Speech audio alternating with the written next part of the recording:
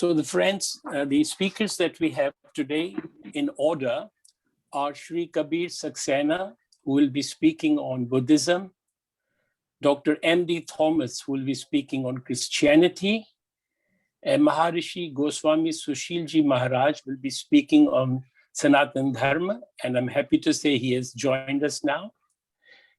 Mr. Ghulam Rasool Dehlvi will be speaking on Sufi-Islam. Then our young Mr. Neel Shah will be speaking on Jainism. We have our old friend, Rabbi Ezekiel Isaac Malekar, who will be speaking on Judaism. Dr. Homi Dhalla will speak on Zoroastrianism. And the last speaker for today will be Ms. Nohid Nooreyezdaan, who will be speaking on the Baha'i faith. And then we will be allowing for some time for questions and answers. So I would now like to say one short healing prayer before I introduce the speakers. Thy name is my healing, O my God, and remembrance of thee is my remedy. Nearness to thee is my hope, and love for thee is my companion. Thy mercy to me is my healing and my succor in both this world and the world to come. Thou verily art the all-bountiful, the all-knowing, the all-wise. I will now introduce the speakers. My thoughts are that we will introduce the speakers all at one go, so please bear with us, and then the speakers can start speaking without any interruptions. Our first speaker is Shree Kabir Saxena, born in Delhi, of an Indian father and an English mother. He is a Buddhist practitioner who is currently a spiritual program coordinator and instructor in basic Buddhism at Tushita Mahayana Meditation Center in New Delhi. He is a student of Lama Zopa Rinpoche since 1980 and has been working in Rinpoche's center in the UK, Nepal, and India, during which time he also helped set up the Root Institute in Bodh Gaya, 1987. Kabirji has spent 18 years as a Buddhist monk and then returned to lay life, to ordinary life, very recently in 2020. He has been inspired by many gurus and lamas, for example, Lama Zope Rinpoche's great compassionate activity, Zongzpa Rinpoche's vision for Bhutan and Indian Buddhists, His Holiness Dalai Lama's vision for education in India and the world. Thank you very much for joining us today to give us your thoughts and deliberations. The speaker after him is Dr. M.D. Thomas.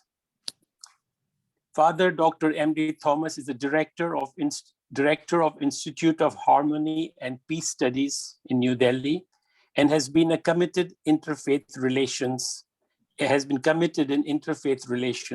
social ethics, composite culture, and communal harmony, and deeply involved in national integration and social well-being for the last 40 years. He holds a PhD in Hindi literature on Kabir and Christian philosophy. He also has bachelor's degrees in music and holds a Bachelor of Theology in Christianity and Comparative Religion. He's the author of many books. He has given many lectures, written many articles. You'll find him regularly as speaker on many TV channels, addressing interfaith platforms and on social communal harmony. He is devoted in academic research and social interaction in diverse areas that lead to religious and social harmony. The motto being inclusive thinking and harmonious living. The speaker following Dr. Thomas will be Maharishi Goswami Sushilji Mahraj. Thank you so much for joining us again. I have to say at this point, the biodatas of everyone are very elaborate And they've been humble that I don't say much, but I can't resist because they are such accomplished speakers, not only speakers, but in the work that they are doing in the area of humanity. Maharishi Goswamiji Sushilji Mahraj is a unique blend of a choreographer, a theaterist, and a spiritual guru. He has directed various ballets like Panchvati, Siddhartha, Padmani, Prithviraj Chauhan, Sikandar and Porus, and also directed dances for the Republic Day of India, workshops on Ram Leela, and produced a well-known song, Ye Hai Naya Hindustan. That is his background before he became a guru, but he does come from a family of very strong religious background. He is desirous of peace and love, a desire to alleviate the sufferings and sorrows of human society. And this inspired him to form the Maharishi Bhrigu Foundation in 1998. To fulfill his mission of Om Shanti Vishwa Shanti, Goswamiji Sushilji Maharaj, at a young age of 53, when he was at the peak of his career in the world of art and the highest paid choreographer in the country, he renounced the world and took religion as his foremost goal. Since then, he has been doing a lot of work promoting Sanatan Dharma, informing the people of the world of Sanatan Dharma, because he believes that it is a universal message. It emphasizes the importance of ancient Sanatan Dharma as it is the religion of humanity. It is universal and shall remain so as long as there is life on earth. We welcome you, Swamiji. The next speaker would be Ghulam Rasool Dehlvi. Ghulam Rasool Dehlvi is an alim and fazil classical Islamic scholar who has studied in a leading Sufi-oriented Islamic cemetery of India, Jamia Amjadiya Rizvia in UP. He has extensively written on Sufism, interfaith relations, comparative religion, and counter-extremism in English, Arabic, and Urdu publications. And he's very active on Twitter and the social media as well. And he's the founder editor of worldforpeace.com. The speaker after him would be Neel Shah.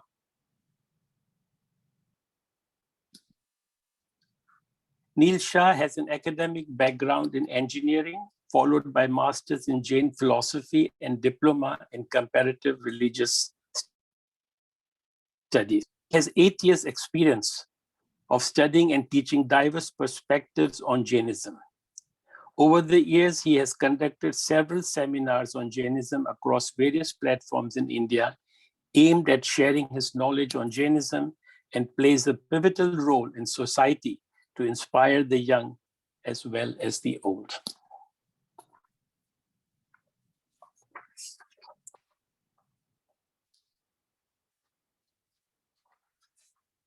After that, the speaker is Rabbi Ezekiel Malekar. Rabbi Ezekiel Malekar is the head of the Jewish community in New Delhi, India. He is the honorary secretary of the Judah Hayam Synagogue in New Delhi, where he works voluntarily. In addition to being a scholar on Judaism, he is a noted human rights activist. The Rabbi has also presided over interfaith marriages. He has asserted his innate Indianness he has asserted always that his innate Indianness was infinitely more important than his consciousness of being a Jew. According to Rabbi, the Torah can be encapsulated into only one commandment. And it's a very interesting message. What is hurtful and hateful to you, do not do to another. Everything else is a footnote. He is a recipient of the award, Mahavir Mahatma Award, for preserving Jewish heritage and culture in India, and the Ambassador of Peace Award instituted by the Federation for Religious Harmony and Community. Thank you very much for joining us today, sir.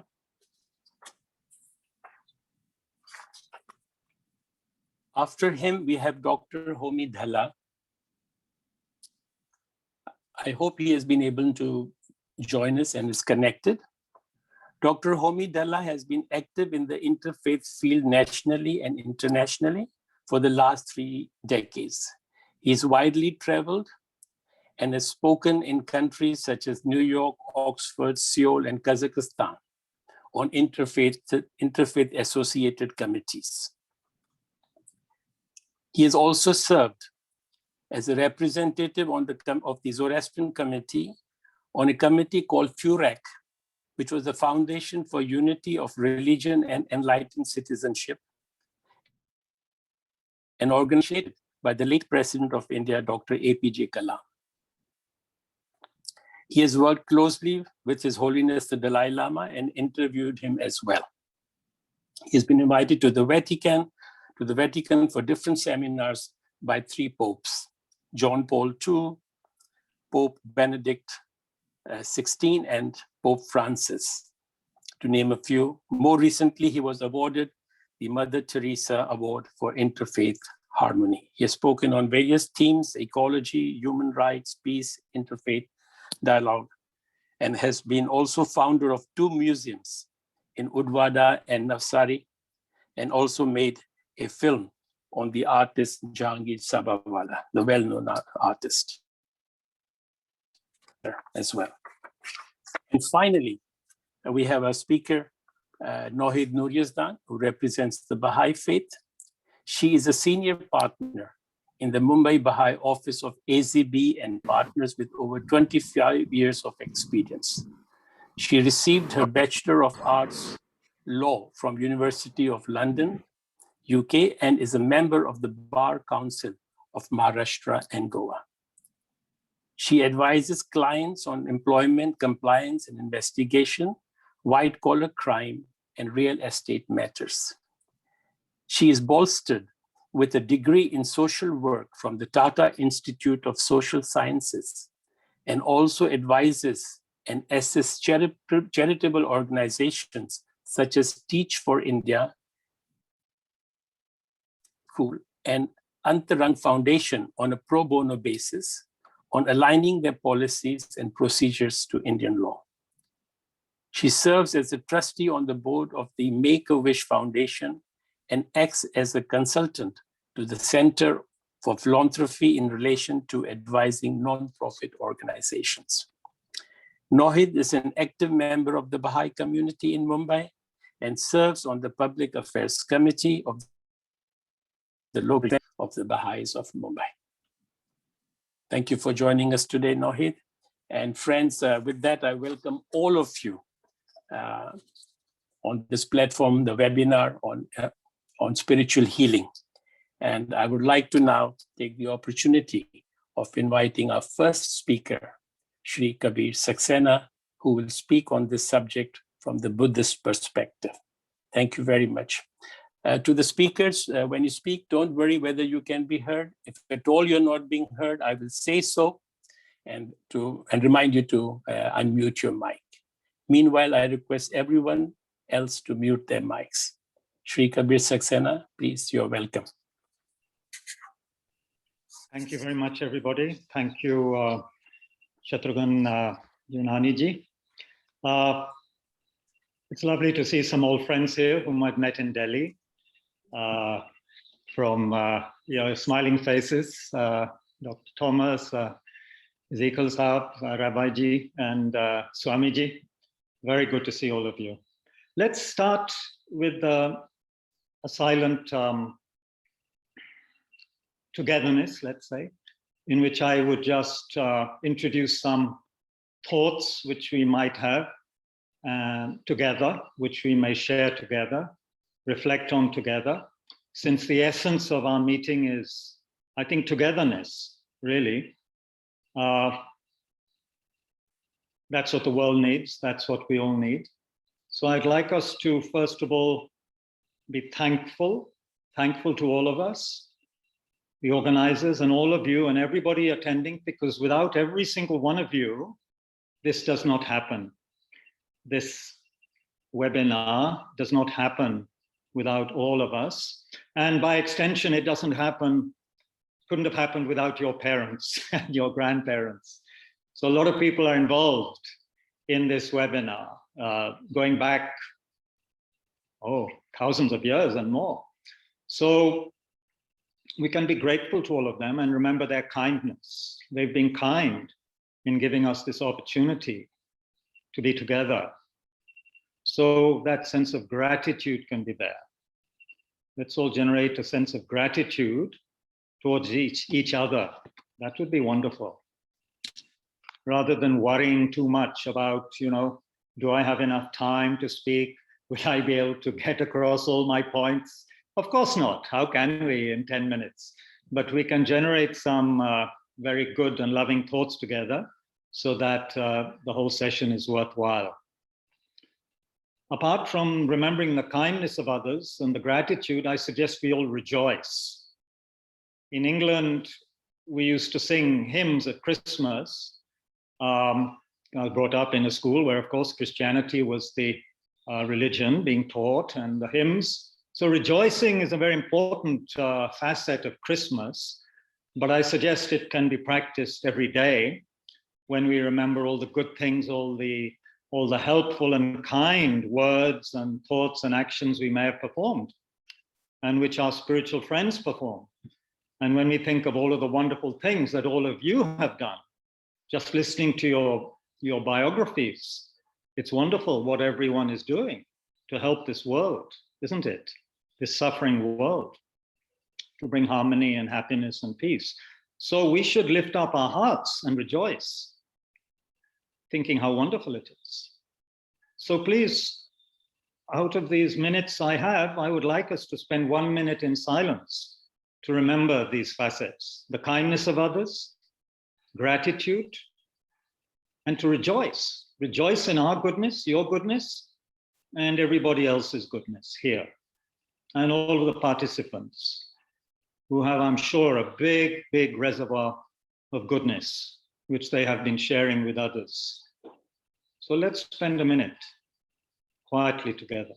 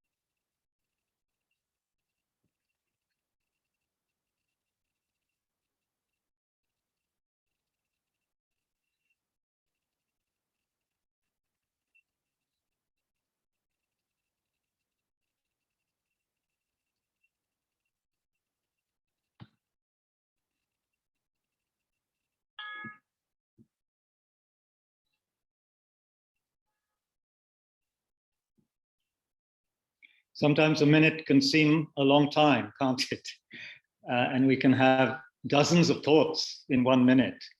But I hope we were able to generate some gratitude and sense of kindness and rejoicing towards each other, because that's the main point, my friends, isn't it? Whether between us or between countries, races, all the people of the world, this is what we need. And for that, we need to slow down a little bit and pay more attention to each other, something that is in short supply nowadays, because nowadays it seems that speed is worshipped as worthwhile for its own sake. Whereas, as we know very well, all of the great founders and practitioners of all of the religions represented here, none of them had smartphones, none of them used airplanes, none of them even used trains, maybe. The pace of life was slower. They were able to appreciate each other. when they spoke to people, they could see people in the eye and speak to them from the heart with kindness and without being in a hurry. Nowadays, how often have you been upset when you went to your friend's house or an acquaintance, and it seemed like they were more interested in their smartphone than in you, that they were constantly interrupted, that they couldn't bother to put it on silent or say, okay, I won't answer the phone for now because you are in front of me, and I feel grateful for you being in front of me. You know, so children also suffer from this, don't they? Because their parents are so caught up in the technologies. So I think when we speak about spiritual healing, we have to speak about basically being kind to one another. And to be kind to people, we have to be attentive to them. And to be attentive to people, we have to slow down and stop being so busy. Isn't it? Stop being so busy. So I think this is one of the main things I wanted to say. The other thing, His Holiness the Dalai Lama has said that what would be wonderful in terms of interfaith would be if everybody could, first of all, understand very well their own religion by studying it, reflecting on it, meditating on it, if possible. And if possible, of course, learn about other religions. That's very, very helpful. But the main thing he said is to understand and practice your own religion well, because every religion seems to have tremendous wealth of wisdom and greatness, doesn't it? We all know that because we've all been studying our own religions. So, but if we were to practice it, wouldn't that be wonderful? And through our practice, inspire others to practice and not just talk about it. That's very important.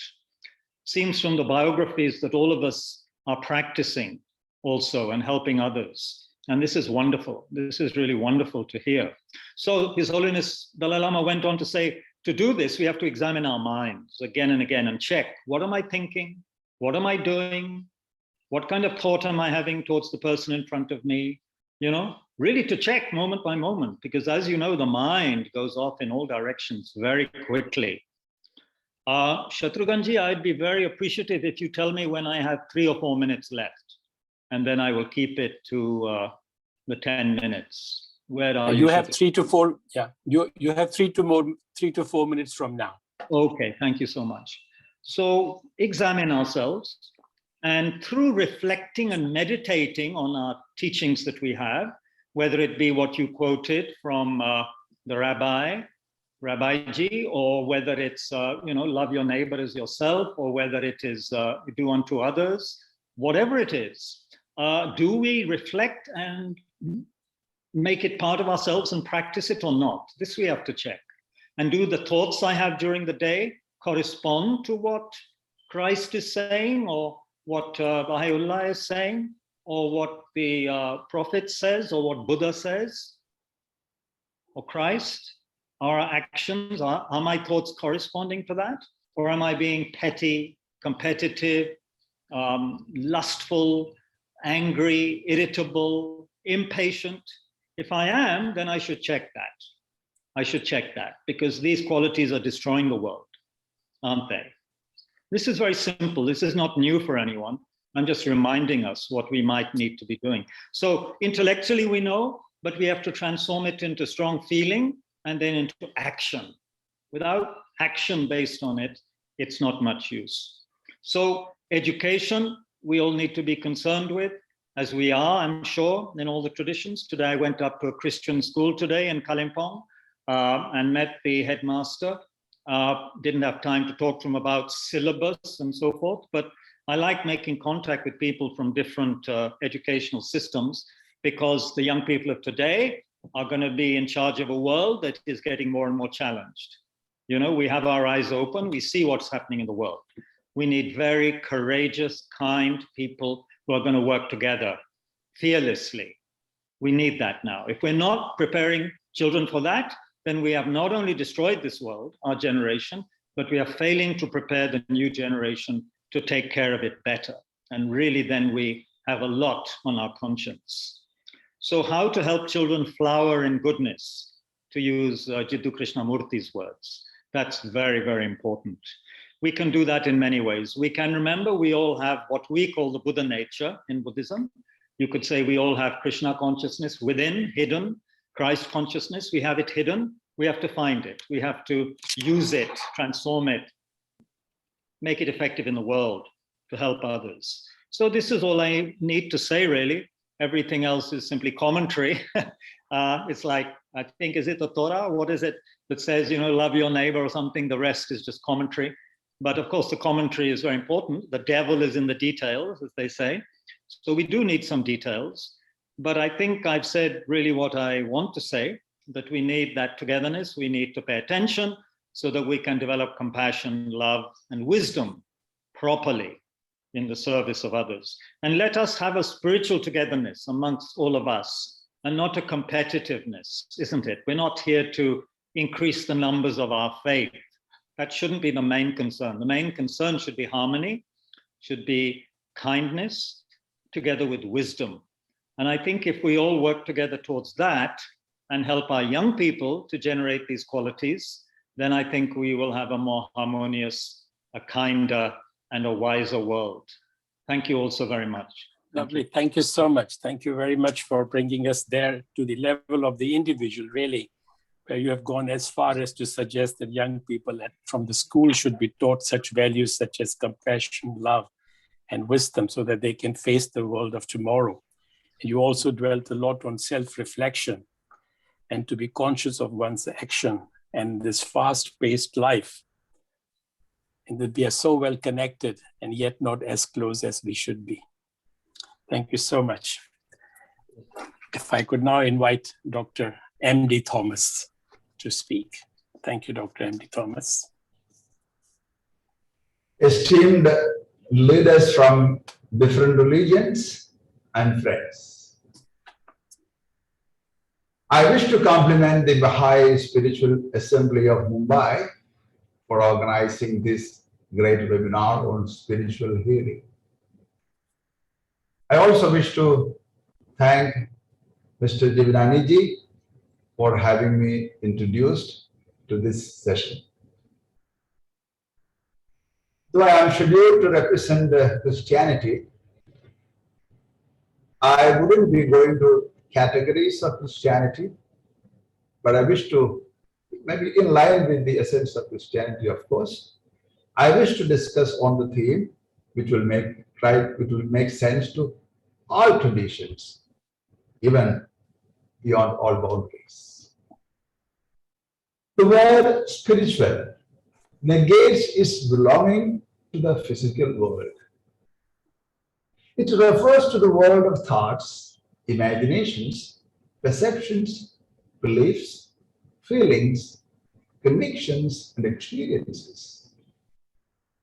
It further signifies a human consciousness which is situated above the material sphere. It implies conscience as the divine seat which governs the entire human person as well. Spiritual is not all about the otherworldly and eternal life. It has to do with the life on earth, here and now, which for sure is a blend of body and spirit. It combines the external and the internal realms. The physical and spiritual areas cannot in any way be separated from each other. They are complementary to one to another. Detached from one another, both body and spirit cease to exist in this world. Therefore, the consideration of the spiritual has to be always inclusive of the physical realities and their valid expressions. The word spiritual would mean having to do with the spirit. It derives from the Latin word spiritus, meaning breath of life. Spiritual would mean staying tuned to the spirit within, the spirit in the other, and the spirit above, all in one. These dimensions bring together the deeper larger and higher proportions of life. The connection among these three dimensions of the spirit make one really spiritual. Spiritual is to imbibe the sense and quality of the spirit. Spirit is like the breeze or wind. It flows or blows where it wills. Where it comes from cannot really be determined too. It cannot be held, stopped, or controlled. It's a symbol of what is completely free, natural, and spontaneous. Besides, spirit is a mark of inspiration, motivation, zeal, and commitment. Spirit enlightens and empowers, as well as infuses and strengthens. It's a perennial source of force, power, and energy for life. To be spiritual is to embody all these features. Further, being spiritual would mean rising from the barely mundane and material world. It calls for engaging with the unseen and intangible world without cancelling out the outer expressions. The character, quality, or nature of being spiritual elevates one to the world of ideas, principles, values, and relations that is geared towards a purposeful human life. It would denote being interrelated with the humans, the animals, the creation, and the planet, or in an all-inclusive manner. In other words, spiritual is a search for something greater and larger than oneself. Transcending oneself brings a sense of enhanced meaning in life, as one gets linked with one and all. It is more of an individual quality in opposition to the collective behavior in religion. It may involve charismatic gifts of vision, wisdom, and discernment, along with natural healing of the broken relations with oneself, the other, and God. Spiritual refers to the depth and breadth dimensions of human life, while the magnitudes and the altitudes alike. In addition, spiritual would mean being conscious of life, a gracious gift from above. It would imply being conscious of the creating power. To have a feel of the creative power is to have a stable sense of the sacred in life. A sense of sacred, in its turn, will instill in humans an incessant urge to be always creative, progressive, and responsive, and steward-like in life. Such a spirit of consciousness, creativity, progressiveness, and accountability is the pathway to being spiritual in life in the real sense of the term. Human qualities are the sign of being spiritual. It is said, fully human is fully divine, spiritual as well. Spiritual has individual and social dimensions. Being simple, humble, positive-minded, happy, peaceful, harmonious, and fulfilled are individual aspects of being spiritual. Feeling united with the humans and the creation, thinking for the other, being responsible and caring for one and all are signs of being socially spiritual. The sense of connectedness with the universe and beyond is the final outcome of the spiritual accomplishment or sadhana in life. Secondly, healing is a curative process, a procedure of overcoming frailties, of getting well again, and thus of regaining the all-round health. In other words, healing is the procedure of coming back to health from an unbalanced, diseased, damaged, or unvitalized state of affairs. Physical, ideological, psychological, and spiritual care of fine nursing is required for the total healing of the person. general and particular exercises of body, mind, heart, and spirit are the backup for sustaining the wellness and well-being. As regards spiritual healing proper, it is a process of restoring the health of the mind, heart, and spirit along with the body. The necrotic cells and tissues are repaired or replaced at the level of emotions, thoughts, perceptions, imaginations, and experiences, together with the body. In other words, spiritual healing is a process of total regeneration and revival. A sense of holistic balance is a sign of recovery, leading to wellness. Wellness is geared towards optimal human well-being as well. Moreover, spiritual healing would mean getting at the depth of the source of energy in the person. A spiritually empowered person can awaken it by a process of self-healing, by relaxing the mind and the body, releasing tensions, and thus strengthening one's immune system. Spiritual healing is the transfer of energy, not from the healer to the healed, but linking with the universal divine energy, thus channeling healing for the mind, heart, spirit, and body.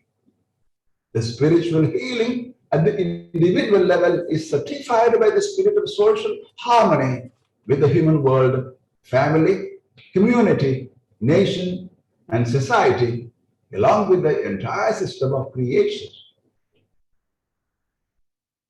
What's more, spiritual healing in the individual sense is geared towards the harmony of the mind, body, and spirit, which in fact is spiritual wellness and well-being. It is a process of journey from a wide range of symptoms like lack of energy, fatigue of the body, mind, and spirit, low spiritedness, lack of enthusiasm in life, and disconnected relations and loss of hope. Spiritual healing is a total approach to sound health, by which a human being gets back to the tuning of human energy with the divine energy, the source of life. You have 1 minute. Finally, spiritual healing necessitates being ethically applied to life. Being spiritual is not possible without living human values. The secular ideologies as well as traditions of faith serve a reservoir of universal human and divine values. These values will definitely give stability and credibility to the spiritual healing. Such an ethos and ethics of spiritual healing will help the humans in keeping negative energies away and in increasing positive energies for a healthy human life of the divine order. Being humane is the proof of being spiritually healed, healthy, and fit as well. Thank you for your kind listening. Oh, thank you. Thank you, Dr. Thomas. Very nice. It's like being back in Delhi and listening to you on the various platforms we have shared. Thank you very much for the message, and especially the way you have given us the various aspects and dimensions of spirituality, that it is not only at the physical level, but also at the mental and the emotional and the psychological level that we must look at it, and how it is a common thread, a cross-cultural, a cross-interfaith thing between all faiths, that spiritual healing. Thank you so much once again. Do stay with us. We hope there will be questions for you at the end of the session. अब मैं अपना महर्षि गोस्वामी सुशील जी महाराज से कहूँगा कि अपना talk दें. He will be speaking in Hindi. महाराज जी, नमस्कार to you. प्रणाम करता हूँ आप सबको, आप सभी धर्मों के विद्वान महापुरुष आज इस कार्यक्रम में उपस्थित हैं। आज का विषय जो है महत्वपूर्ण है कि आज हमको आध्यात्मिक शिक्षा, आध्यात्मिक ज्ञान की आवश्यकता क्यों पड़ रही है। सबसे बड़ा प्रश्न है कि ईश्वर ने हमको मनुष्य बनाया है और इस संसार में भेजा है, और इसी प्रकार ईश्वर ने बहुत सारे जीव जंतुओं को भी बनाया है इस दुनिया में, और एक प्रकृति की रचना की है। हम उसका एक पार्ट है, जिनको मनुष्य कहा जाता है। मनुष्य को ईश्वर ने कुछ नियम देकर, कर्तव्य देकर इस धरती पर भेजा, और जब जब मनुष्य कंफ्यूज हुआ, उसको समझ में नहीं आया, तो उसने अध्यात्म का सहारा लिया, और इसी कारण दुनिया में अनेक धर्मों का जन्म हुआ। अन्य पशु पक्षियों में कोई धर्म नहीं है, परंतु जो मनुष्य को दिया है ईश्वर ने, वह सब कुछ अन्य जीवों को भी दिया है। उनको अध्यात्म की आवश्यकता नहीं है। आज वो जन्म लेते हैं और अपना कर्म करते हैं और मृत्यु का ग्रास हो जाते हैं, परंतु मनुष्य ऐसा नहीं हो पाता। जन्म और मृत्यु तो मनुष्य का भी होता है, परंतु असीमित ज्ञान जो ईश्वर ने दिया है वो मनुष्य योनि को दिया है, किसी और योनि को नहीं दिया है। इसीलिए हम कंफ्यूज हो जाते हैं। कभी हम साइंस और टेक्नोलॉजी में आगे बढ़ते हैं और ईश्वर के बनाए हुए विधान को भंग करना शुरू करते हैं, अर्थात प्रकृति को नष्ट करना शुरू करते हैं, जीवन शैली को बदल देते हैं। उस कारण हम तनाव में अपने जीवन को ले आते हैं, और जब मनुष्य तनाव में अपना जीवन जीता है तो अपना कंफ्यूज जीवन जीता है। वह अपने विषय में सोच नहीं पाता, अपने कर्म के विषय में सोच नहीं पाता। अधर्म और धर्म, अकर्म और दुष्कर्म, इनमें फर्क नहीं समझ पाता और कंफ्यूज हो जाता है।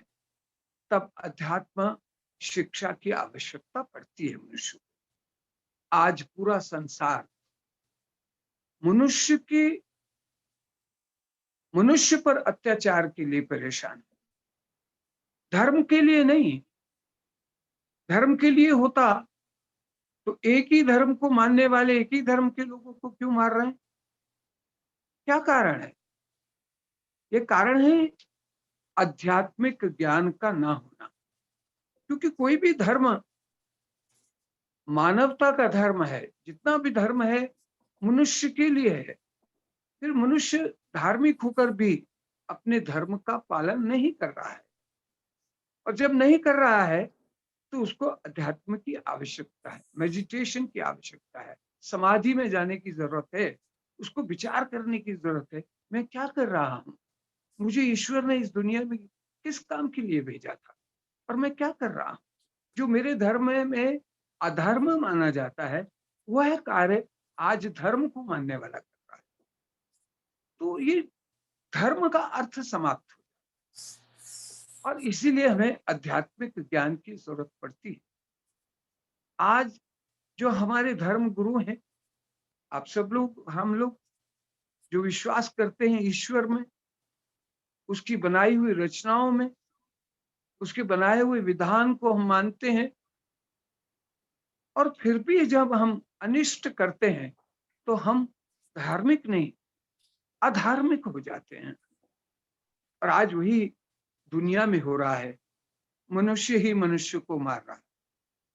तो प्रकृति भी नष्ट हो गई मनुष्य के कर्म के कारण।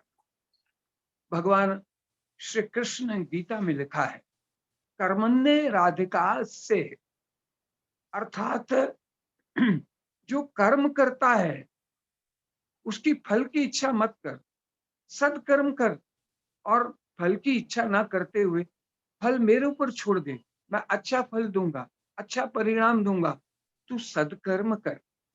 गीता में कहा है, गीता के ज्ञान में कहा है श्री कृष्ण। मेरा ये मानना है कि आज इस तरह के डिबेट्स की आवश्यकता पूरे विश्व को है, और विश्व को ये आईना सिर्फ धर्म गुरु दिखा सकते। सिर्फ अध्यात्म के माध्यम से, इंटरफेथ डायलॉग के माध्यम से जो हम लोग करते हैं, मैं भी सर्वधर्म संसद के माध्यम से, मेरे सब साथी मौजूद हैं, हम सब लोग यही काम करते हैं कि हम एक दूसरे के धर्म को जानने का प्रयास करें।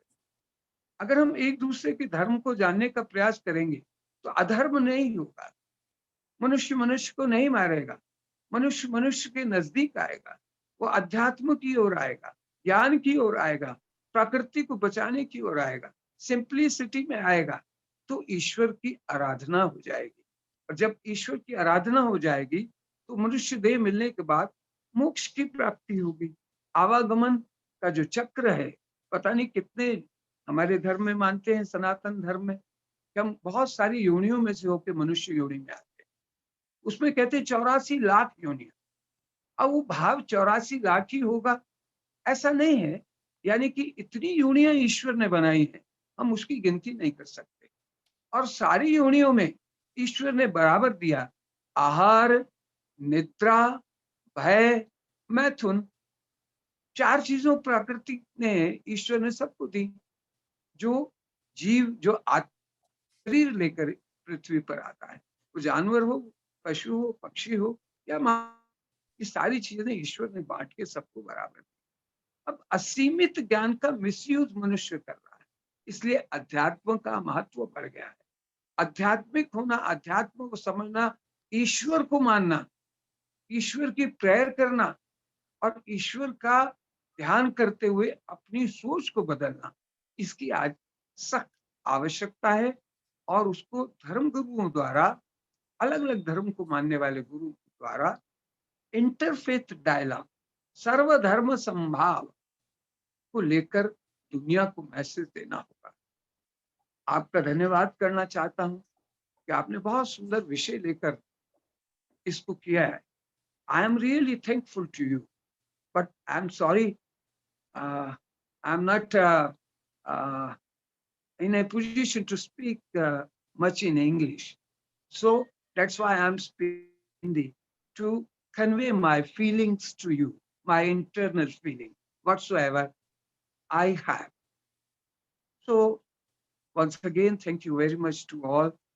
मैं सबको नमस्कार करता हूँ, सभी धर्म गुरुओं को जो मेरे साथ इंटरफेथ पे काफी वर्षों से काम कर रहे हैं, चाहे वो मालेकर जी हों, माननीय थॉमस जी हों, हमारे सक्सेना जी हों और लोग हों, हम बहुत सारे लोग, और भारत में ही नहीं पूरी दुनिया में बहुत सारे लोग हैं जिनको आज एक प्लेटफॉर्म पर आना होगा, जो इंटरफेथ को मानते हैं, जो सर्वधर्म संभाव को मानते हैं, जो मानवता के धर्म को मानते हैं, जो स्पिरिचुअल जीवन जीना चाहते हैं, जिनको हम जीने का मार्ग दिखाना चाहते हैं, उन सबको आप जैसे एक प्लेटफॉर्म पर आना होगा और लोगों को जागृत करना होगा।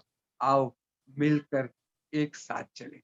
बहुत बहुत धन्यवाद, आपका आभार प्रकट। धन्यवाद, धन्यवाद, थैंक यू सो मच जी। आपने 10 मिनटों में हमें बहुत कुछ ज्ञान दिया है और बहुत कुछ कह दिया है, पर वेरी नाइस रियली। और इंग्लिश में भी आप कहते हम समझ जाते, कोई ऐसी बात नहीं थी, क्योंकि जिस नमूने से आपने कहा है, हमें समझाया है, that mankind is the highest level of creation. He has intelligence, and that man is not essentially bad. But when he forgets his dharma, God in his mercy sends us another manifestation. But they are all one. The message is the same.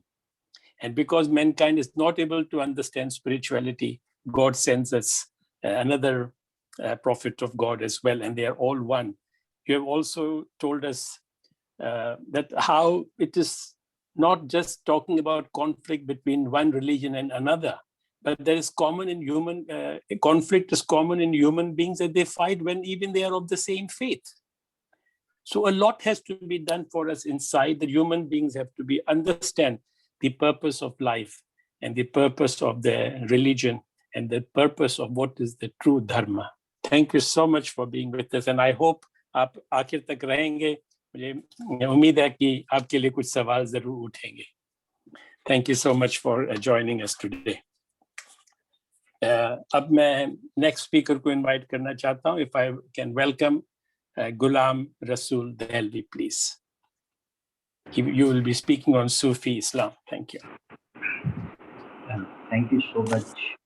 First of all, let me express my deepest gratitude to the organizers for inviting me in this vibrant and lively interfaith webinar. In Sufism, let me ask, what is spirituality? As the topic of today is spiritual healing, we need to understand what is spirituality. In Sufism, spirituality is a journey within, a ruhani safar.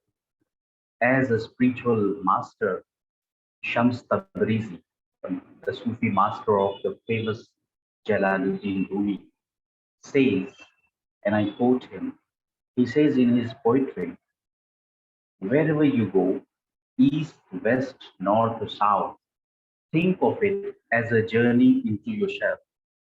The one who travels within travels the world. So to walk the spiritual path is to step out of ignorance, jahalat, into the marifat, gnosis, or irfan-e-haq, realization of the truth.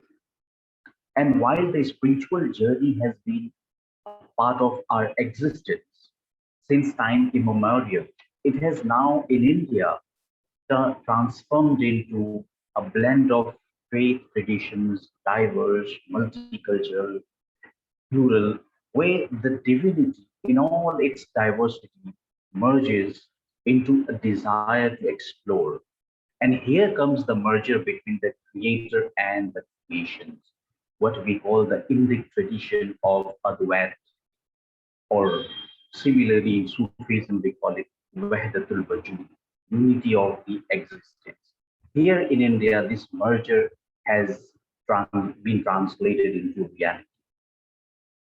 So this, you call it Visale Ilahi, you call it Wahdatul Wujud, you call it Moksha, Nirvana, the essence of the ultimate essence of spiritual healing remains the same, although they call it by many names.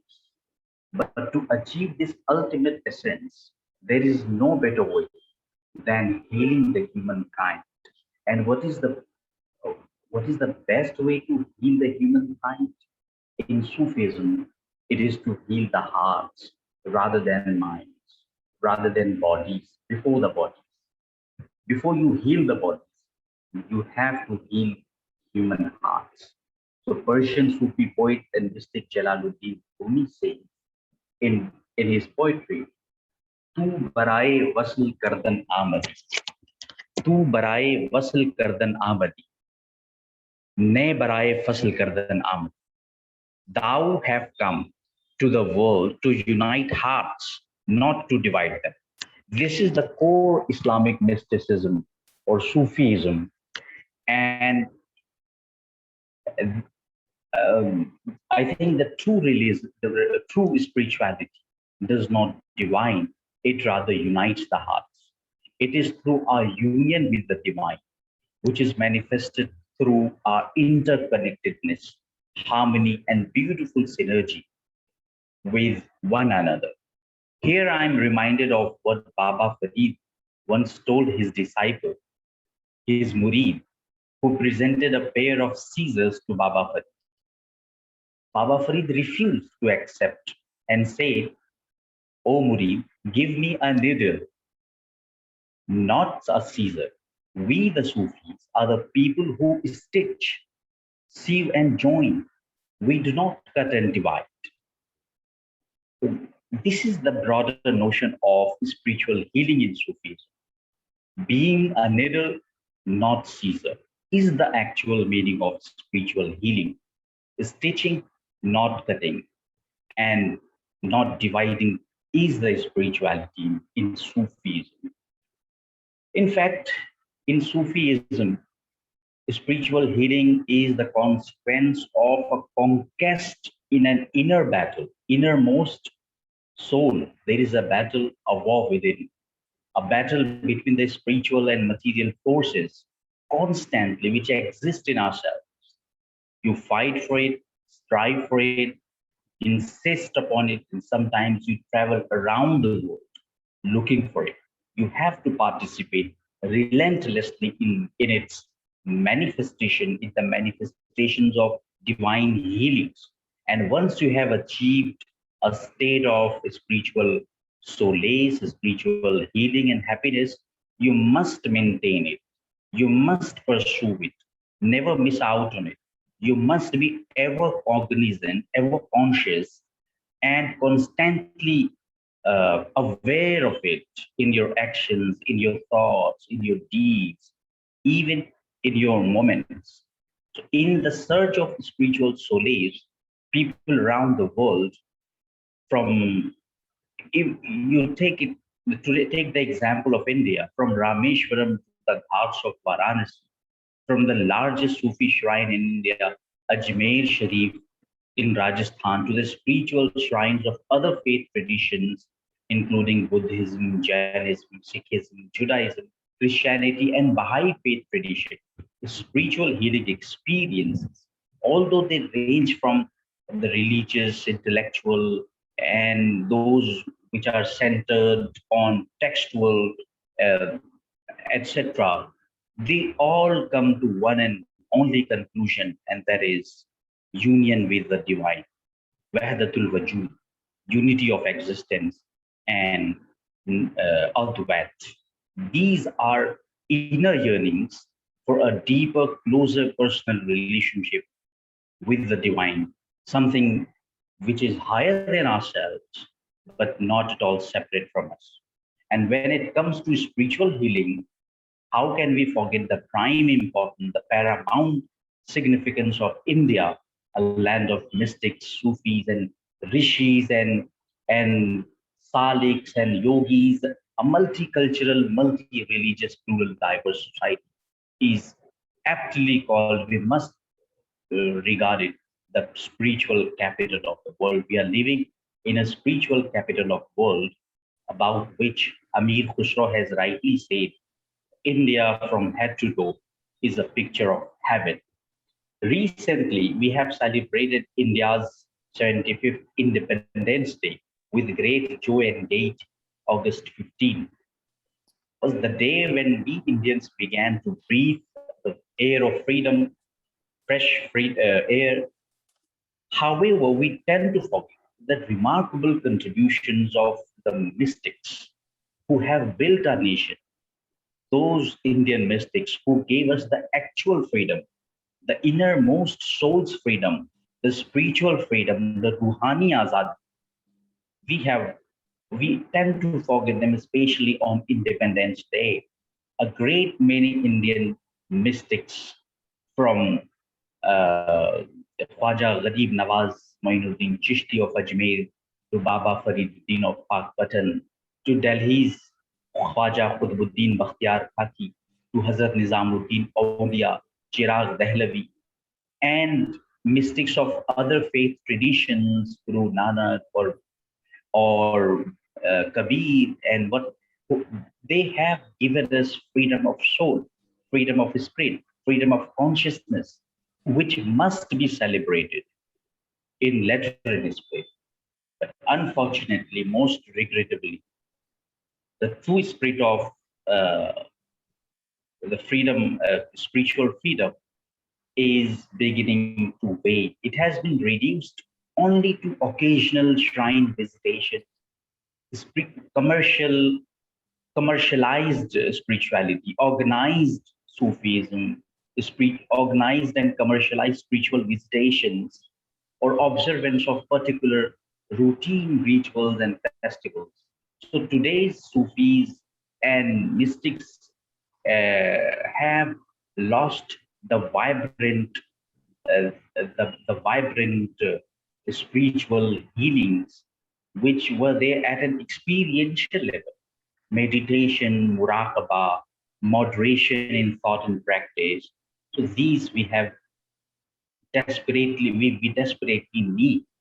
All mystically inclined traditions of India need to revive their essential values. In Sufism, I would say, Wahdatul Wajud, ilmul yaqeen, knowledge with firm faith, zikr, incarnation, muraqaba, meditation, observance of taqwa, God consciousness, ikhlas, sincerity, tawakkul, contentment, and minimalism, sidq, amana, trustworthiness, istiqama, uprightness. These are the spiritual healers, actual healers, which work as panacea for our actual ills and spiritual diseases. And now, what I'm reminded of is You have one more minute, Dr. Rasool. in this 1 minute, I'm reminded of Sheikh Sadi Shirazi, a famous Sufi poet and Persian Sufi from, he writes in his beautiful book, Gulistan, all human beings are member of one frame, since all at first from the same essence came. When time afflicts a limb with pain, the other limbs at rest cannot remain. If thou feel not for others' misery, a human being is no name for thee. With that, which is actually a translation from his Persian poet, I would wrap up my humble submission on the topic of spiritual healing. Thank you so much. Thank you very much. Lovely. We also got a insight into Sufism through this talk of yours, and you spoke very well in the sense that healing is not just about understanding healing at the intellectual level, but it is the hearts that have to be healed, and because that's where love resides, according to Sufism, and quite correctly so. And that true spirituality was about unity and understanding values and not about divisions. And I quite particularly enjoyed your analogy of needles and scissors. The former stitches, the latter cuts apart. Very well said. And of course, that the real war, real battles in our hearts, where we have to struggle and conquer the war within, so that we can get solace and understand moderation and trustworthiness and uprightness and honesty and forgiveness. Thank you so much for your presentation. And with that, we thank you very much. Do stay back if you can till the end of the session. There may be some questions for you. If I can invite the next speaker, Neel Shah, to speak on his perspectives from the Jainism faith. Welcome to you. Thank you. सभी को मेरे नमस्ते। सबसे पहले मैं धन्यवाद public affairs community Mumbai का अपने स्पिरिचुअल हीलिंग के ऊपर विचार रखने के लिए अपॉर्चुनिटी और प्लेटफॉर्म दिया। I am representing Jainism in today's interfaith webinar. Thank you so much. Approximately 2600 years back, Lord Mahavir attained enlightenment. और उन्होंने कहा हर कोई लिविंग बीइंग एनलाइटनमेंट हासिल कर सकता है, और उसे कैसे हासिल किया जाए उसका फॉर्मूला, उसका पाथ उन्होंने बताया। आज हम स्पिरिचुअल और मटेरियल वेलबींग की बात करने वाले हैं, और जब हम वेलबींग की बात करते हैं तब हमारा सेंटर ऑफ फोकस हैप्पीनेस के ऊपर आ जाता है। और जब हम हैप्पीनेस की बात करते हैं तो जैनिज्म कहता है अगर आपने किसी को हैप्पीनेस दी है तो आपको हैप्पीनेस जरूर जरूर मिलेगी। What you sow shall you reap। और जब आप किसी को हैप्पीनेस कंफर्ट देते हैं तब आपके कार्मिक अकाउंट में पुण्य गैदर होता है। ये जैन टर्मिनोलॉजी में यूज किया जाता है वर्ड, पुण्य गैदर होता है, और जो इन रिटर्न आपको हैप्पीनेस और कंफर्ट देता है। अब प्रश्न हो सकता है कि हम पुण्य गैदर कैसे करें और कौन से उसकी वेज है। तो जैन स्क्रिप्चर में पुण्य गैदर करने के ब्रॉडली 9 वेज बताए गए हैं, जिसमें से एक सिंपलेस्ट और मोस्ट इफेक्टिव वे की मैं आज बात रखना चाहता हूं, और वो है मन का शुभ व्यापार। अच्छा सोचना, to think good, well wishes for others, अब इससे क्या होता है, प्रश्न हो सकता है. So let me give you one real example, the power of thoughts. कुछ वर्ष पूर्व गुजरात की एक न्यूज़पेपर के अंदर एक इंसिडेंट छपा था. न्यूयॉर्क की स्टेट बैंक, जिसमें कैश डिपॉजिट और विड्रॉ करने के लिए 6 काउंटर्स थे, जिसमें एक काउंटर पे जॉन पीटर नाम का कैशियर बैठता था. सरप्राइजिंग बात यह थी कि दूसरे काउंटर की कंपैरिजन में जॉन पीटर के काउंटर पे हमेशा लंबी क्यू रहती थी. Manager was always wondering what's the matter, are people fooled, why are they wasting their time by standing in a long queue. साथ लोगों को अपने पास बुलाया और उनके एक्सपीरियंसेस, मैनेजर बहुत अमेज्ड हो गए. एक व्यक्ति ने कहा कि पीटर के हाथ से पैसा लेके मैं बिजनेस में डालता हूं तो मुझे अच्छा प्रॉफिट होता है. मेरा मन कहता है कि मैं पीटर से ही पैसा लूं. तीसरे ने कहा कि पीटर के हाथों से लिए हुए पैसे का बैग 2 बार मेरा घूम गया था और वापस मुझे मिल गया, एक भी नोट इधर की उधर नहीं हुई थी. चौथे ने कहा कि पीटर से पैसा लेता हूं और उन पैसों से काम मेरा आसानी से बन जाता है. ऐसे सभी लोगों ने अपने अपने अनुभव मैनेजर के साथ शेयर किए, पर इसके पीछे शक्ति काम कर रही है वो मैनेजर जान नहीं पाए. इसलिए मैनेजर ने सोचा कि मुझे ये जानना है, तो उन्होंने छुट्टियों के दिनों में पीटर को डिनर के लिए इनवाइट किया. अब जब पीटर डिनर के लिए आए तो वो सोच रहे हैं कि क्या इनके पास कोई ऐसा डिवाइन पावर है, कोई ऐसा मैजिकल चैंट है. तो उन्होंने पीटर को पूछा, क्या आपके पास ऐसा कोई डिवाइन पावर या मैजिकल चैंट है जिससे लोग आपकी तरफ अट्रैक्ट होते हैं. तब पीटर कहता है, ना तो मेरे पास कोई मंत्र है और ना ही मेरे पास कोई डिवाइन हेल्प है. I am a simple man, bank में नौकरी करता हूं और अपना गुजरान चलाता हूं. पर हां, इतना जरूर कहना चाहूंगा कि बचपन में मेरी माँ ने मुझे यह बात सिखाई थी कि बेटा, तेरे कांटेक्ट में आने वाले सभी व्यक्ति का तू दिल से भला चाहना. यह बात मैंने मेरे जीवन में उतार दी. उन्होंने मैनेजर के साथ अपनी जो बचपन की संस्कार थे, उनकी माँ ने जो बात सिखाई थी वो उन्होंने बताई, और उन्होंने कहा कि इसीलिए जब भी कोई व्यक्ति मेरे पास कैश डिपॉजिट या विड्रॉ करने के लिए आता है, तब मैं मन ही मन 3 बार गॉड ब्लेस यू, यानी परमात्मा आपको आशीर्वाद दे, परमात्मा आपका भला करे, ऐसा प्रार्थना करता हूं. अब देखिए कि उन्होंने कहा कि ये प्रार्थना करता हूं और मैं कुछ भी नहीं करता हूं. तो इस एग्जाम्पल से हम समझ सकते हैं कि पावर ऑफ थॉट्स क्या होते हैं. जस्ट एक एग्जाम्पल है, मैं आपके साथ दूसरी घटना भी शेयर करना चाहूंगा. लाओ त्से ने बहुत सुंदर कहा है, संत लाओ त्से ने बहुत सुंदर कहा है, which I would like to quote. Watch your thoughts, they become words. Watch your words, they become actions. Watch your actions, they become habit. Watch your habits, they become your character. Watch your character, it becomes your destiny. और हमने जितनी भी ये बात सुनी, उस सबके root में अगर कुछ है तो अच्छे विचार है, गुड थॉट्स है. यूनिवर्स में जब हम अच्छे विचार रखते हैं, किसी का भला चाहते हैं, तो सामने वाले अच्छे वाइब्रेशन से हील होते हैं, उनको भी अच्छे विचार आते हैं और लेटर ऑन वो भी उन्हें हेल्प करता है एक अच्छे चरित्र और अच्छी डेस्टिनी का निर्माण करने के लिए. और दूसरों के लिए भला सोचने से अपना पुण्य बढ़ता है जैनिज्म के हिसाब से, जो कि हमें मटेरियल वेलबींग देगा और अच्छे विचार हमारे भीतर कंपैशन बढ़ाएगा, सेल्फ इंट्रोस्पेक्शन कराएगा और हमारा स्पिरिचुअल अपलिफ्टमेंट भी कराएगा. सो यहां मैं कहना चाहता हूं कि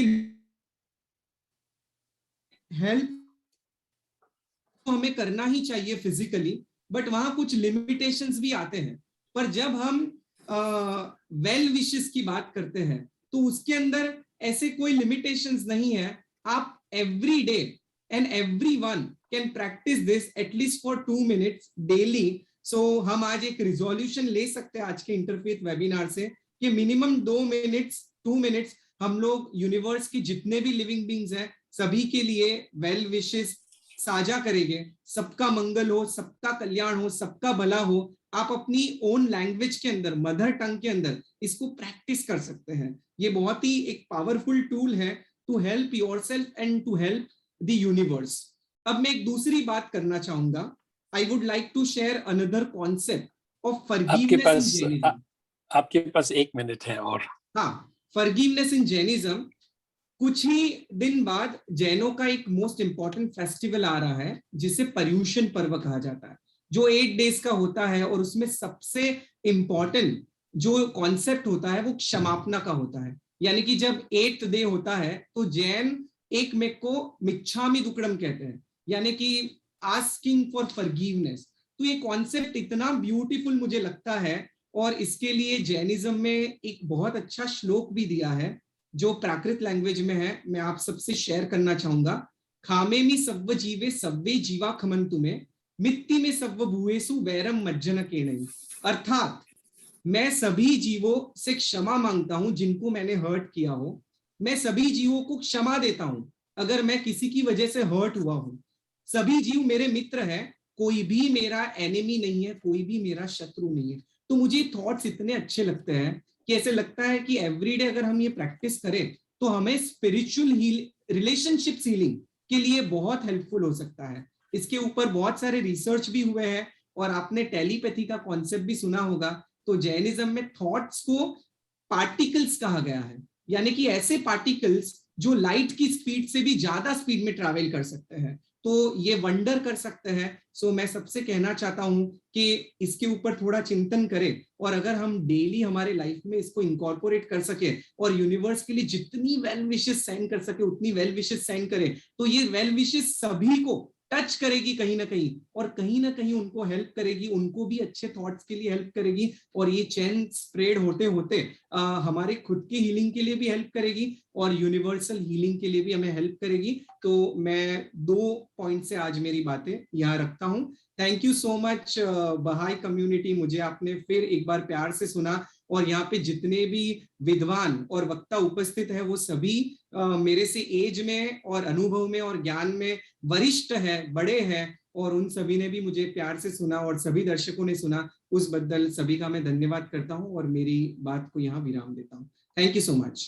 थैंक यू, धन्यवाद, धन्यवाद। Thank you so much. I mean, really, it's wonderful. In a few words, a very touching and movie story also that you mentioned, you have explained to us this concept of good thoughts, and that these good thoughts set in motion vibrations for you and for others, take you to your destiny through actions, through habits. And so cultivating good thoughts is a wonderful message that you have given us today. Thank you very much. Thank you once again for joining us. Do stay back for the question answer session. And may I now invite our next speaker, Rabbi Ezekiel Isaac Malekar.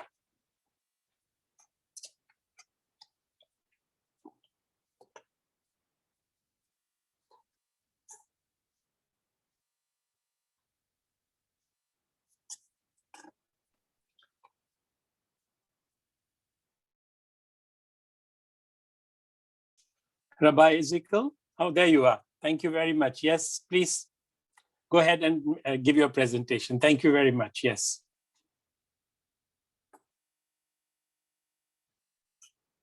You have to unmute.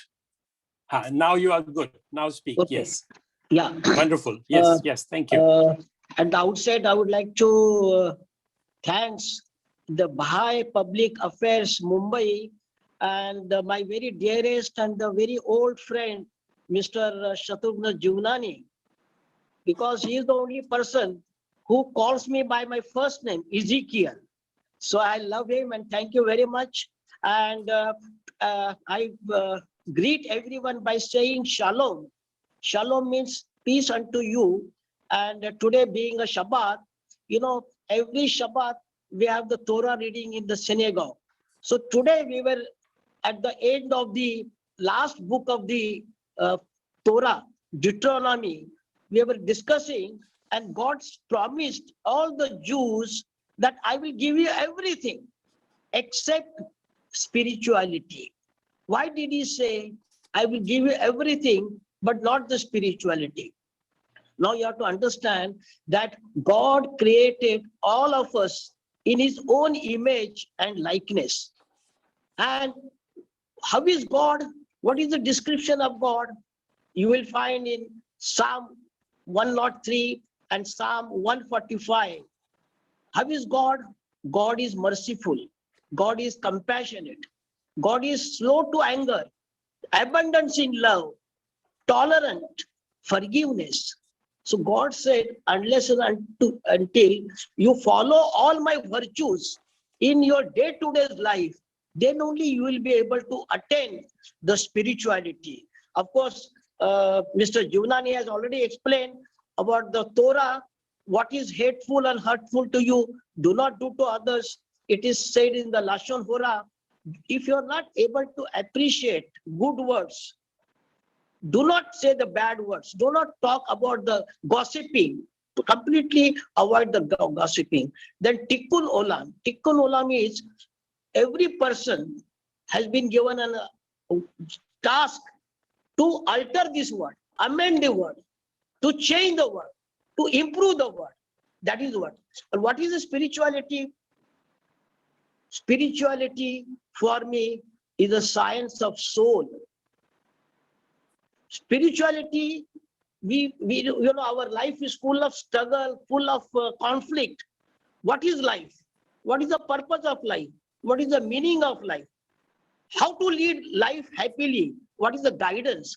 So if you will practice spirituality, spirituality will tell us what is the meaning of life, what is the purpose of life, and how to lead this life happily. Spirituality will provide guidance. And when I say that spirituality is a process of personal transformation. What is personal transformation? During the day, when you retire to bed at night, you just ponder over what you have done during the daytime. Have you done any good deeds? Have you hurt anybody? So you just ponder over and do the self-examination, self-auditing. When Prophet Moses went on Mount Sinai to receive 10 commandments, God said to him, please remove your sandals. What is the literary meaning of removing the sandals? God never wanted to ask him to remove the sandals. We go to the temple, we go to Gurudwara, you even wash your feet. What is the hidden meaning of that? So God wanted to tell that don't come to me with the misconceived notions. Don't come to me with biased mind. Don't come to me with the prejudiced mind. Come to me with the clear heart. That is the real message. And therefore, I always say that, as Ghalib said, my zindagi bhar आईना साफ करता रहा जबकि धूल मट्टी मेरे चेहरे पे लगी हुई थी. So this is the real message of the spirituality. Now, what is spirituality? Spirituality is a prayer.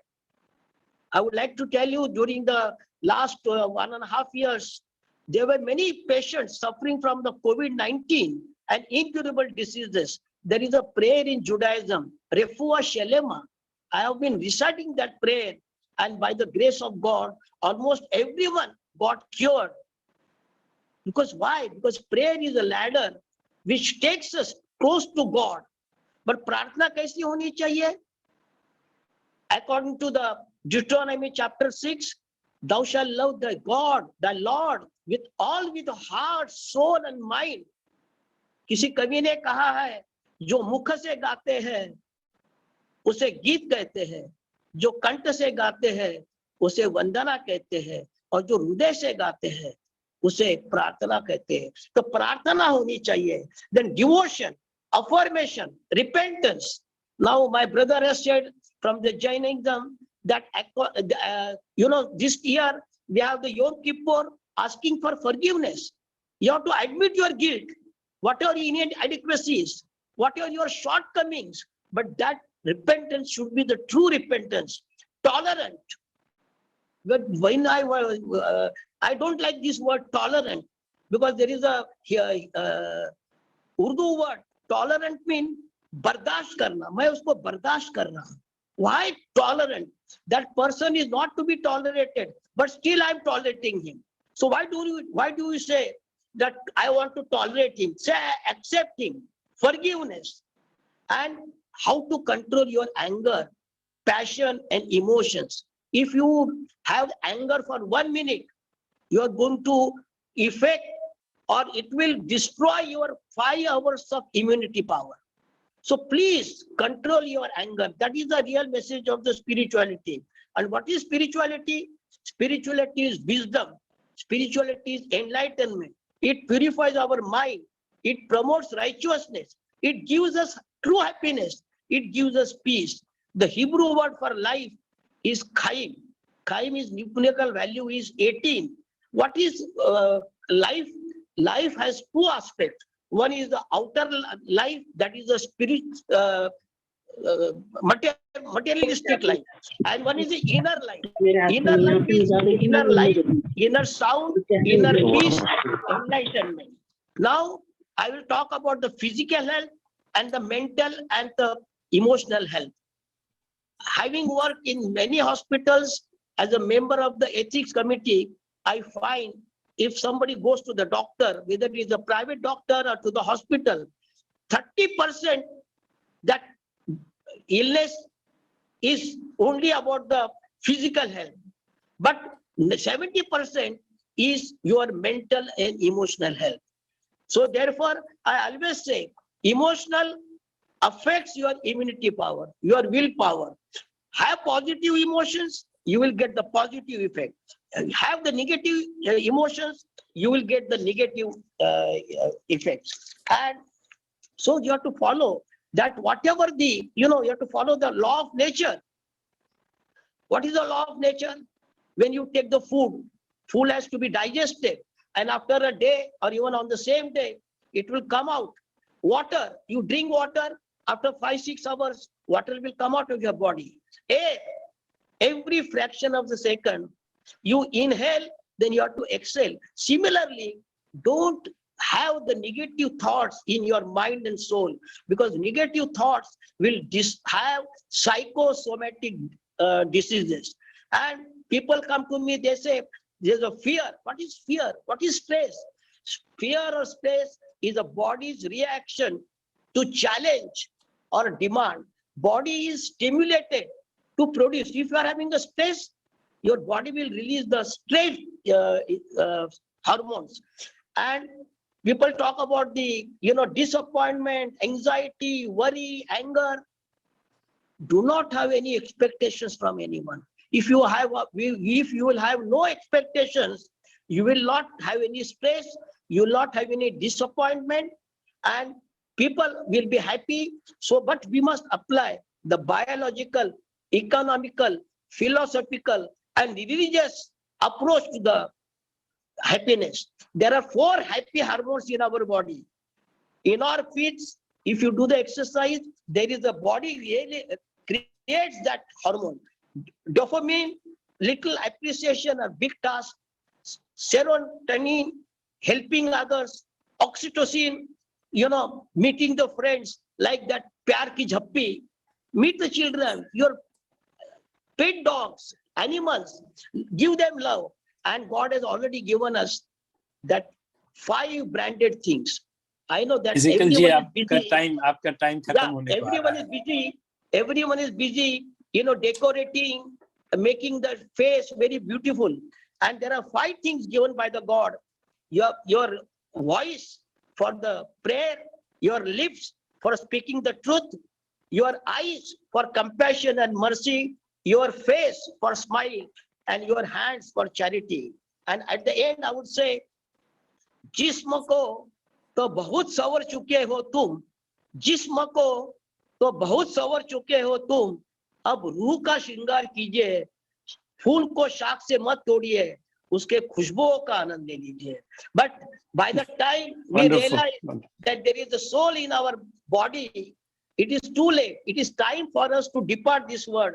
And therefore it is said that जिस्म का और रूह का जिंदगी भर साथ रहा, जिस्म और रूह का जिंदगी भर साथ रहा, पर अफसोस उनका एक दूसरों से तारुफ नहीं हो सका.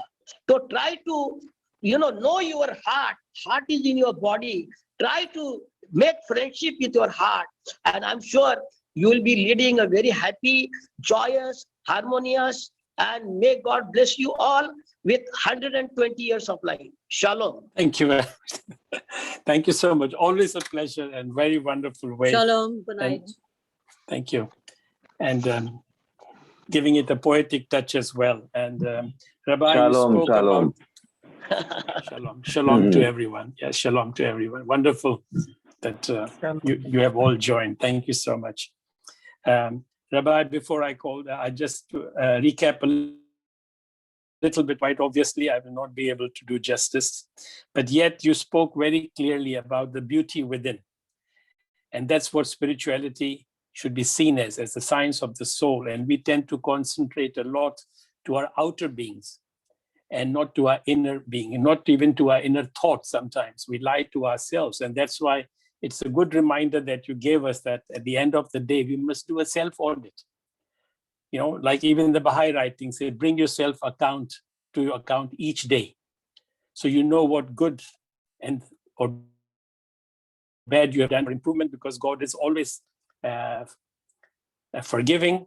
And that's what spirituality is also all about. It is about devotion, true repentance, forgiveness, and righteousness. And of course, that lovely comment that you made, the 70% of the power of is in the positive emotions, the positive thinking. Thank you so much, very much. And now I'd like to invite our second but one speaker, Dr. Homi Dhalla, who will speak from the Zoroastrian perspective. Dr. Homi Dhalla, are you there? Yes. Wonderful. Nice to see you. Welcome. Welcome. Glad you were able to make it. Yes. Thank you. First and foremost, I would like to congratulate the Baha'i community for organizing this, and Ms. Nagesh Kaur as well as Mr. Junani for inviting me to this event. Just a couple of remarks before I launch into the main subject. Positive attitude is very important if a person who wishes to be spiritually healed. If one has a negative attitude, it will not be at all helpful in the healing process. The prophet Zarathustra in the Ustavati Gatha has said that meditation is best for the soul, for the progress of the soul. So meditation would also be very helpful in the process of spiritual healing. I would now like to give a few concrete examples from Zoroastrian scriptures regarding spiritual healing. The Ahunavar prayer, or which is commonly called the Yathavarya prayer, is the most important and the oldest prayer of the Zoroastrian community.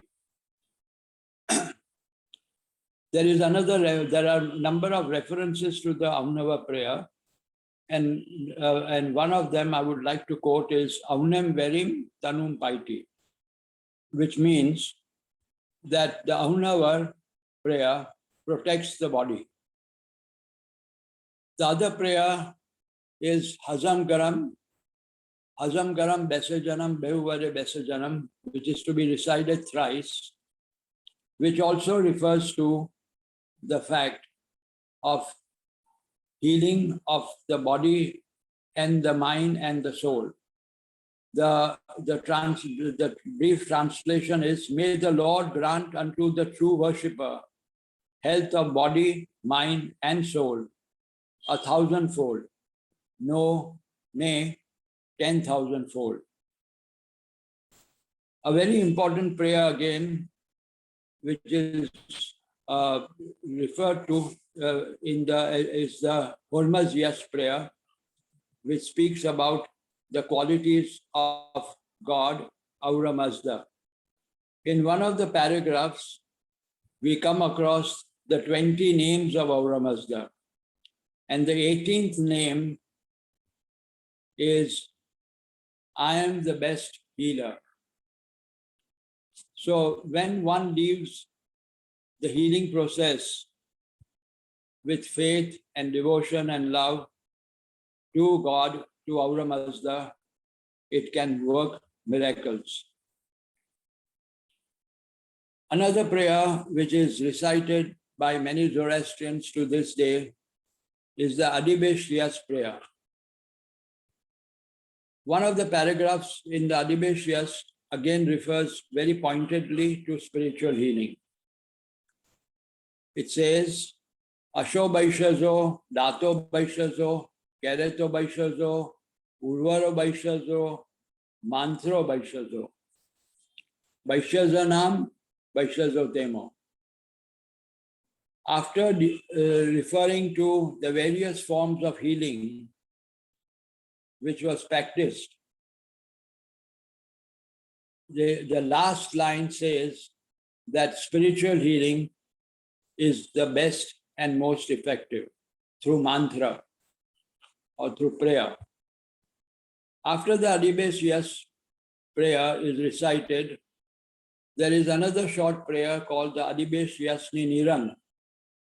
That also is recited by Zoroastrians to this day for overcoming their sickness or ailments. It is called the Adibesh Riyasni Nirang. Again, we have another form of healing, and that is the Adibesh Riyas Nipichi. By this it means that the patient is made to sleep on the bed,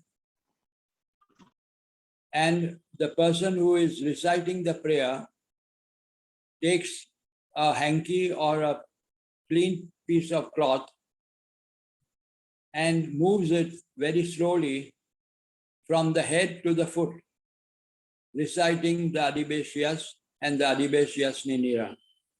And this can also be very effective. Last and not the least is the reference to a very saintly priest called Dastuji Sahib Kukadaru. He was a very saintly person, very simple-minded, and yet lofty in his thoughts, a great scholar, a very profound scholar of our scriptures. And he had the gift of healing. One of the references to Dastuji Sahib is that one day an old lady who was the grandmother of a child came to Dastuji Sahib with a 3-year-old boy who had jaundice and requested him to pray so that the child could be healed. The grandmother was asked to sit and take the child in her lap. Dastuji sat at a little distance, and between the two, there was a glass of water was kept. Dastuji Sahib began to recite certain prayers with a lot of faith and devotion, and gradually the water turned yellow and the child was healed of jaundice. So these are some of the concrete examples I would like to quote from our Zoroastrian scriptures, where spiritual healing is practiced to this day by the community. Thank you once again for inviting me to speak to you.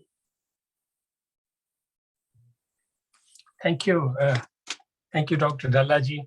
That was very nice of you. I know you had technical difficulties and yet you made it. That's wonderful. You tried to send us videos instead, just to be sure. So that was tremendous. And your message was interestingly brief, but very powerful. And you really spoke about the power of prayer and how the Zoroastrian faith is guided through that power, and that this is one power that works, that will help us heal the wounds and heal us individually and also collectively. So thank you once again for joining us. And I'd now like to request the last speaker of the webinar, Ms. Nohid Nooreyezdaan. Thanks, Shatu, and thank you, everybody. And thank you to all the speakers who came before me, because you've actually made my work very simple. I think the advantage of being the last speaker is you can see how a similar thread runs through all the religions, and that reaffirms what Guruji Maharaj had said, that really God sends us teachers from time to time. Every time we forget where we are, what we are supposed to do, what is expected of us. And we can see that is happening. All the prophets, all the manifestations that God has sent in the past have all really explained to mankind the same thing about spirituality, about the fact that it is our inner health that is important. Similarly, we now come to the Baha'i faith, which is one of the most recent religions in the world, and founder Baha'u'llah has clearly indicated the same concept of spiritual healing. One of our very commonly said Baha'i prayers for healing starts with, "Thy name is my healing, oh my God." As simple as that. Thy name is my healing. Now, one would think that I could just, if I am sick, all I had to do was sit down and just take God's name and that I would be healed. But I think in the Baha'i faith, and as mankind has progressed, we've recognized that there is a balance one has to always maintain between spirituality and materiality. So we cannot ignore the physical part of our body and healing our body. And you know, why is it so important for us to see good physicians and to heal our body? Baha'u'llah also mentions, in the Baha'is writings tell us that it is commendable for us to look after our health. Why? With the good intention of serving humanity, of living long enough to perform our duty towards humanity. So it's not for a selfish reason at the end of the day. I'm doing this in order for me to be able to serve humanity. The Baha'i teachings consider the body to be an instrument in the hand of the soul to fulfill the mission of the soul. So whereas the body is temporary, it's physical, it's on this material plane, man's soul is everlasting. The body, therefore, should be at all times kept in perfect health so that the soul can fully develop before leaving the body. So as Rabbi Ezekiel mentioned, we have to stop doing shingar of our body and consider our soul. That is the aim. The body is only the vehicle, so to speak, of our soul, which is the main aim of us being on this material plane. The Baha'i writings also state that there are two types and two ways of healing sickness. As we've heard with all the speakers. There's the material means, go see the best physician, take the best medication. And the second consisted in prayers offered by the spiritual ones to God. Both means should be used and practiced. Prayers which were written for the purpose of healing are for both spiritual as well as material healing. And if healing is best for the patient, surely it will be granted. But for some in some cases. Maybe healing is not the best. Maybe healing will be the cause of some other ills, and therefore that is not granted. So a lot of times we also have people whose faith is shaken because they say, I prayed and nothing happened. I prayed and what I wanted or the healing that I was looking for did not come forth. But there is a wisdom on that as well, as we believe, and I'm sure in all religions and in all scriptures, that is what we are told. The other important aspect to remember that in the Baha'i faith, we're always taught about a balance and a moderation. And in this case, it's a balance and moderation between science and religion. So between the material aspect of healing and the spiritual aspect.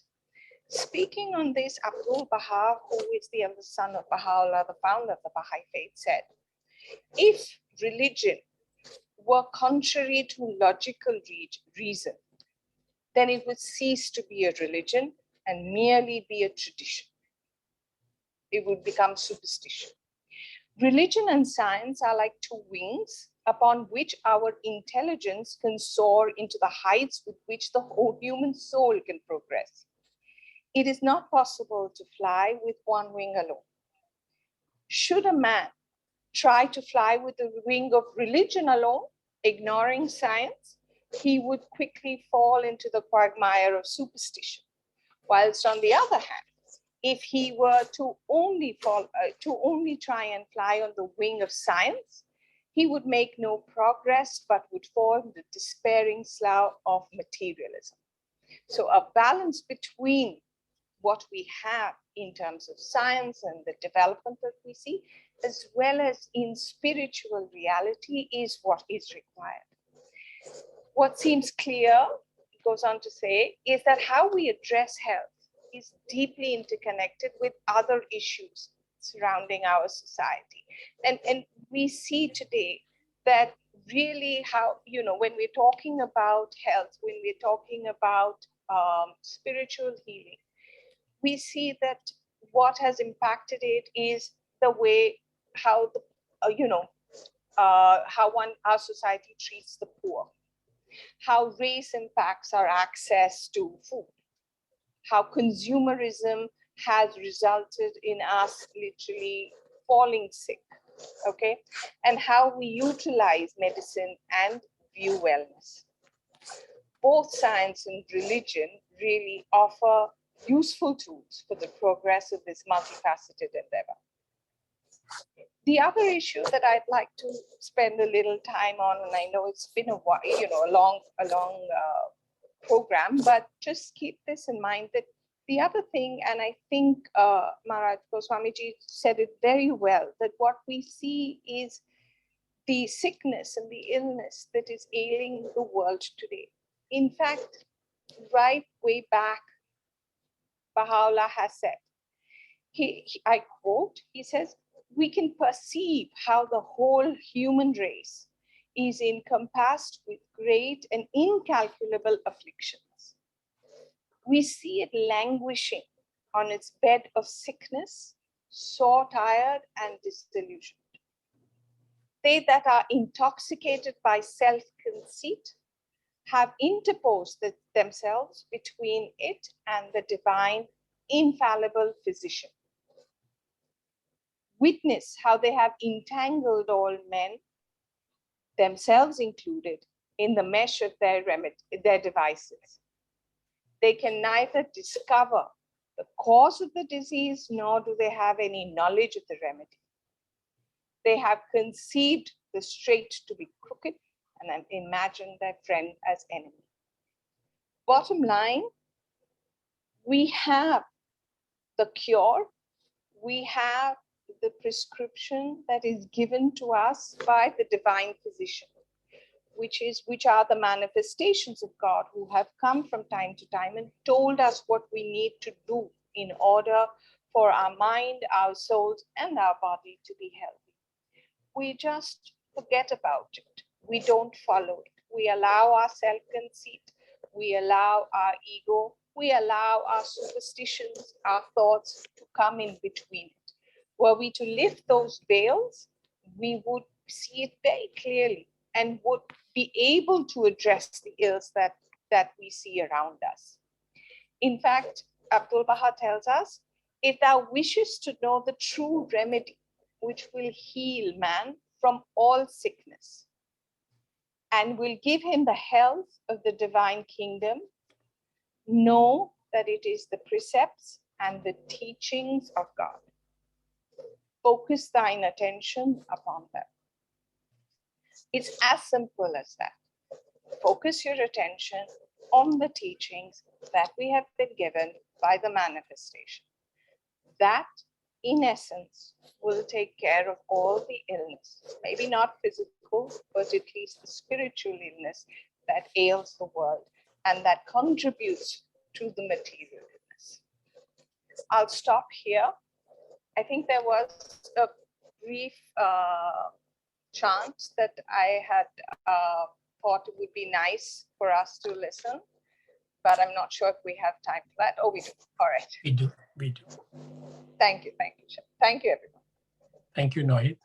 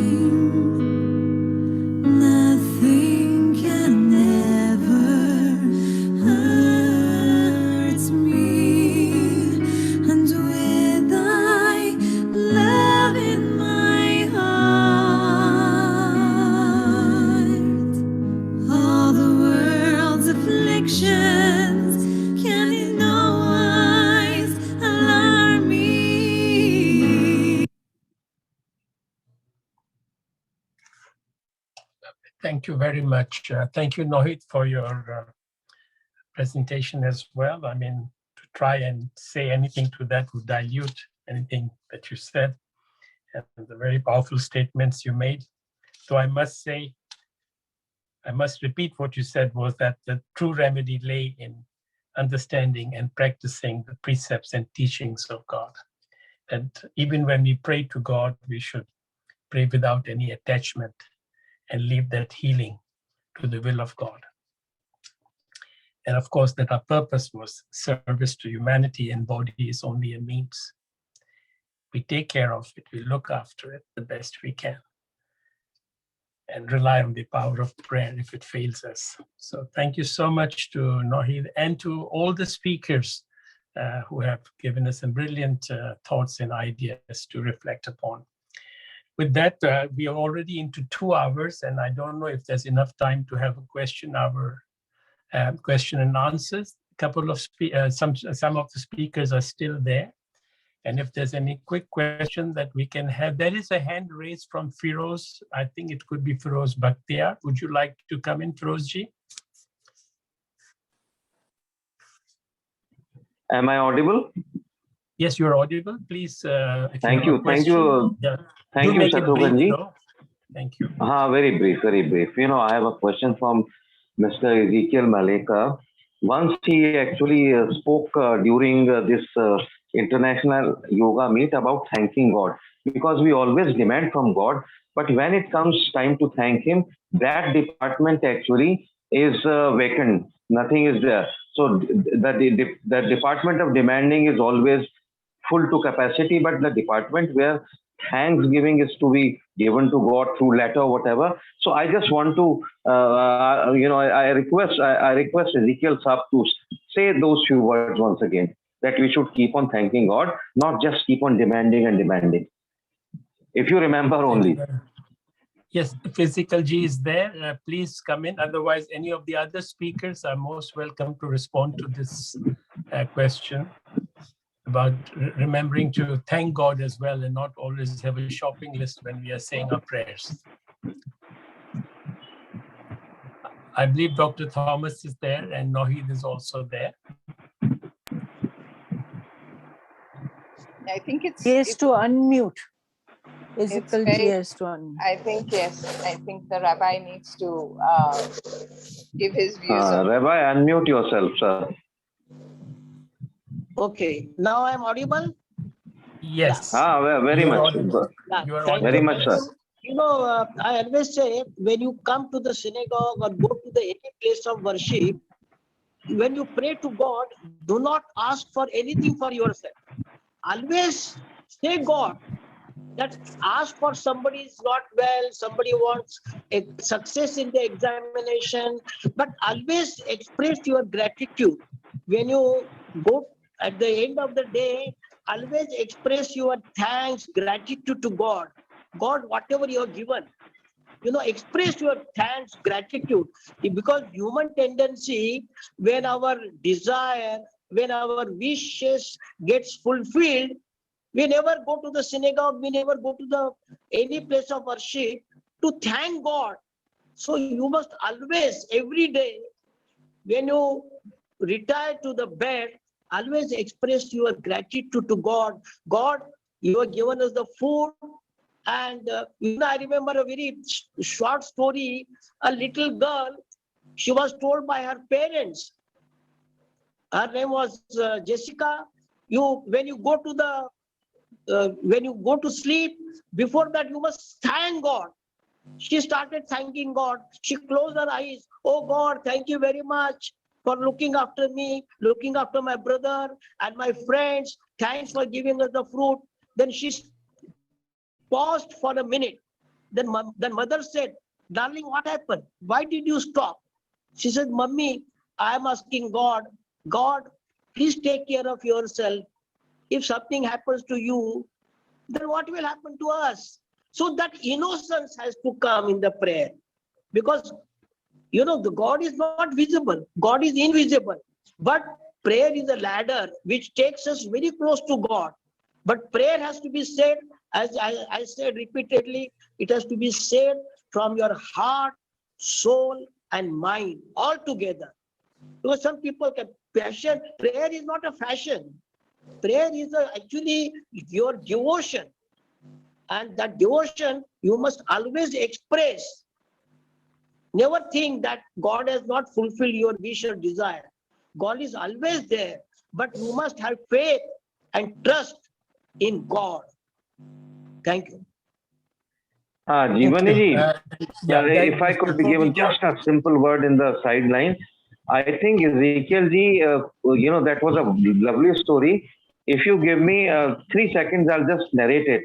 the story goes like this, which Ezekiel Saab only told.